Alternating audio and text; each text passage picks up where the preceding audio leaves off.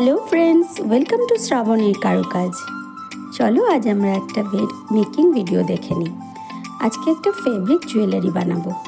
একটা কয়েনের শেপ করে আমি তার উপরে পেন দিয়ে দুটো ফুল এঁকে নিয়েছিলাম। এই শেপে আমি দুটো বেসও এঁকে নিয়েছি, পরে সেটা তোমরা অবশ্যই দেখতে পাবে। তারপরে আমি স্যাটিন স্টিচ দিয়ে এই ফুলটা তৈরি করব।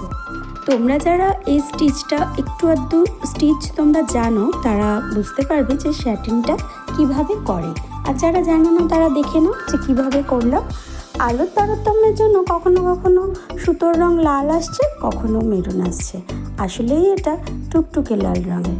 তো দেখো তোমরা, আমি সেম শেপের বেস কেটে রেখেছিলাম এবং দুটো ফুল তৈরি হয়ে যাওয়ার পর আমি এইভাবে সেলাই করে বেসের সাথে অ্যাটাচ করে দিয়েছিলাম।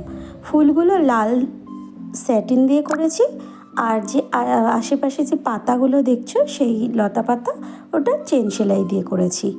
একটা তার সুতো নিয়েই আমি করেছি।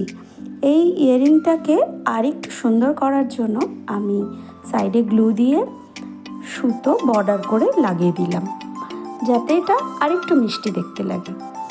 আমার তো রোজ ইচ্ছাই করে তোমাদের মেকিং ভিডিও দিতে, কিন্তু সময়ের অভাবে হয়ে ওঠে না। তো তোমরা দেখো এটা কি মিষ্টি সুন্দর লাগছে। এর সাথে আমি কটন বল আর ঘুঙরু অ্যাটাচ করে দেবো, ঠিক লুকটা এরকম হয়ে যাবে। তো এটা হ্যাঙ্গিংয়েও পরা যায়, আবার স্টাডেও পরা যায়।